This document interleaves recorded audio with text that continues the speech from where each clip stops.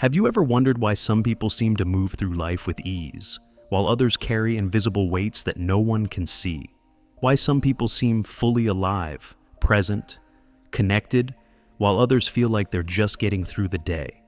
If you've ever felt like something is missing, like your days are full but your heart feels empty, then maybe what you're seeking isn't more success, more stuff, or more stimulation. Maybe it's something much simpler and much deeper.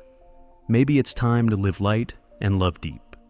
In Japan, there is a quiet, powerful philosophy that shapes the way many people approach life, one that doesn't scream for attention, but instead whispers peace, clarity, and depth into the noise of modern existence.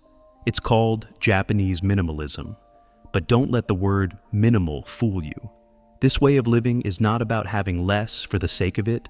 It's about having more of what matters, more presence, more emotional space, more real connection. It's not about giving things up, it's about giving yourself back to the life you were meant to live.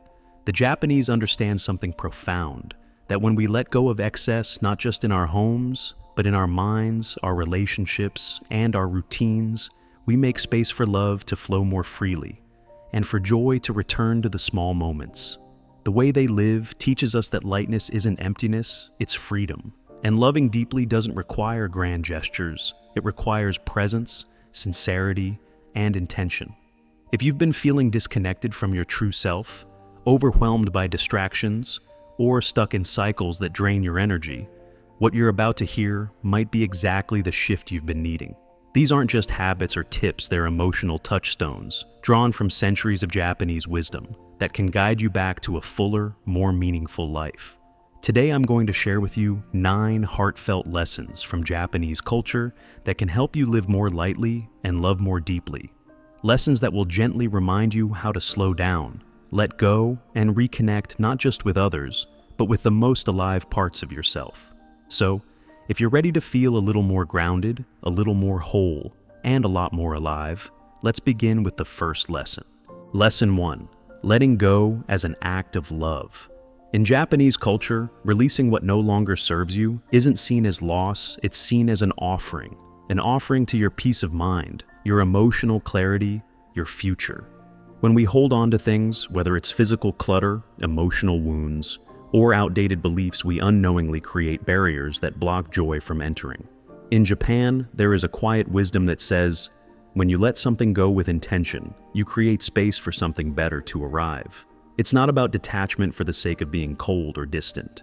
It's about recognizing that some things have already served their purpose and that honoring them means knowing when to release them with gratitude. Whether it's an old relationship, a job that drains you, or even a version of yourself you've outgrown, letting go can be the most loving thing you ever do for yourself and for those around you. In this way, the Japanese teach us that true lightness isn't just about simplicity.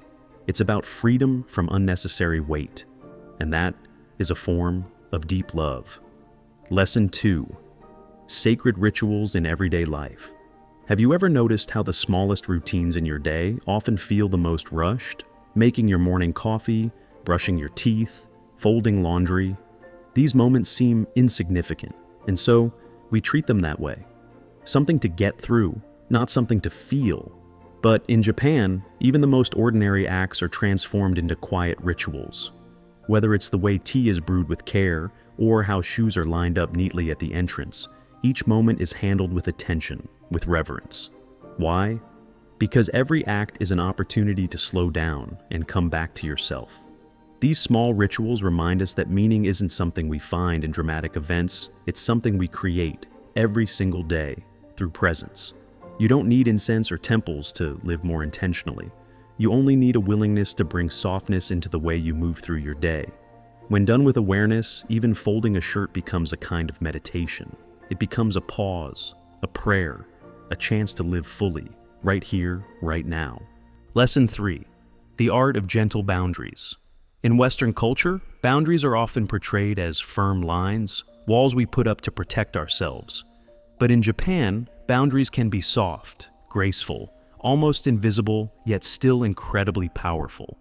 Think of the way a garden path subtly guides you without a fence, or how a shoji screen divides space without shutting it out. These gentle separations don't isolate. They allow for flow and balance. In our emotional lives, this approach can be transformative. Setting boundaries doesn't mean shutting people out. It means choosing where your energy goes with kindness and clarity. It's not about control, it's about intention. The Japanese teach us that it's possible to honor both your needs and your relationships at the same time. You can say no without guilt, you can rest without apology, and you can preserve your inner light while still loving deeply. When boundaries are rooted in love, they don't push people away, they invite the right ones to come closer. Lesson 4. Slowness is a strength. In a world that glorifies urgency, where faster is often mistaken for better, the Japanese way quietly reminds us that slowness can be a sacred form of power. In Japan, there is deep respect for the slow unfolding of things, be it a cherry blossom blooming, a cup of tea steeping, or a person arriving at clarity in their own time. This cultural reverence for slowness isn't about inefficiency, it's about depth. It's about allowing life to unfold naturally, without constant pressure to rush or force outcomes. When you move slowly, you begin to notice the richness in things you once overlooked. The feel of the sunlight on your face, the texture of a handwritten note, the pauses in a conversation that hold more meaning than words. Slowness invites you to be present, and presence more than anything else is what makes life feel real and full. In Japan, this is not just a personal philosophy, it shows up in the way people walk, eat, craft, and even greet one another. It's a way of saying, I am here and I see this moment for what it is. In your own life, practicing slowness doesn't require changing everything. It just means choosing not to rush when you don't have to. It means eating without multitasking, listening without interrupting, and giving yourself permission to arrive gently, whether to your work, your relationships, or your own thoughts. Lesson 5. Beauty in the impermanent. There is a Japanese aesthetic concept called wabi-sabi, which embraces the beauty of things that are imperfect, impermanent, and incomplete. A cracked bowl repaired with gold. A fading flower still held in admiration. A moment of joy that passes but leaves a soft echo. In Western culture, we often chase perfection. We want things to last forever, to look flawless, to be complete. But the Japanese remind us that nothing in life is static, and that trying to make things permanent is like holding water in your hands. The tighter you grasp, the more it slips away. Instead, wabi-sabi teaches us to find comfort in the fleeting nature of things, to love what is while it's here, to not wait for everything to be perfect before we begin to appreciate it. Imagine how different your days would feel if you didn't see change as loss, but as transformation. If you didn't view cracks as flaws, but as part of the story. This perspective allows you to let go of unrealistic expectations of yourself, of others, of life. And in doing so, it opens you up to deeper love, softer living, and a greater sense of peace. Embracing impermanence doesn't mean you care less, it means you care more honestly. Knowing that what you love may not last, but that doesn't make it any less beautiful. Lesson 6. Presence over pressure. Modern life often teaches us that every moment must be used, every opportunity seized, every second optimized. We're trained to perform, to achieve, to constantly move forward as if stopping even for a breath is falling behind. But the Japanese way gently challenges this mindset. Instead of rushing through life, there is a cultural inclination to be with life, to truly inhabit it. Presence is not something you buy or schedule. It's a state of awareness, of allowing yourself to fully exist in whatever you're doing without being pulled toward what's next. Whether it's savoring a simple meal, walking to work, or listening to a friend speak, presence invites you to be fully alive in that one unrepeatable moment. In Japan, presence is not seen as a luxury, it's a necessity for balance and harmony. It shows up in the way food is plated with care, how greetings are exchanged with intention, and how even the smallest tasks are done with mindfulness. There's a quiet grace in being exactly where your feet are. And ironically, it's in slowing down that you start to experience more texture, more depth, more meaning. You realize that rushing doesn't help you arrive faster. It only blurs the view along the way. Bringing presence into your daily life doesn't mean giving up ambition. It means giving your energy to what truly matters, one thing at a time. It means allowing your morning coffee to be more than just caffeine.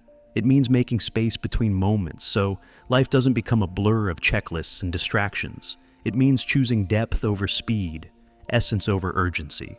When you stop trying to squeeze meaning out of life and instead allow meaning to rise from simply being with life, something subtle shifts. You begin to soften, you breathe deeper, you feel more. And in that stillness, you start to remember how to be human again, not a machine of output, but a soul with rhythm and feeling. Living lightly is not about doing less for the sake of it, it's about doing what matters with more of yourself present. So as we continue, let's explore how presence can deepen not just our experience of life, but our ability to love as well. Lesson 7. Depth in the ordinary. We often wait for big moments to feel alive, a promotion, a trip, a major milestone, believing that only the extraordinary is worth celebrating. But in Japanese culture, there is a quiet reverence for the everyday. Life, as seen through their lens, doesn't need to be grand to be meaningful. What matters is not how rare a moment is, but how deeply it is lived. From washing rice with care to arranging a simple vase of flowers, the Japanese approach even the most routine acts with attentiveness. This isn't about romanticizing chores, it's about awakening to the richness that already exists within the fabric of daily life. When you begin to truly notice the ordinary, something within you shifts. Suddenly, a breeze through the window isn't background noise, it's a gift. A glance between loved ones isn't fleeting, it's connection. The act of opening a door, setting a table, lighting a candle, they all become reminders that you're alive and participating in a world that's quietly offering itself to you. The philosophy behind this isn't complicated, it's profoundly human. It's a call to stop postponing joy until some future moment and start living with a sense of presence and wonder, right where you are. In Japan, the aesthetic of Ichigo Ichie, translated as one time, one meeting, reflects the belief that every encounter is unique, never to be repeated in quite the same way. Whether it's a conversation, a meal, or a silent walk alone, these experiences are treated with a sense of gratitude and sacredness. You begin to realize that life doesn't need to change for it to feel extraordinary.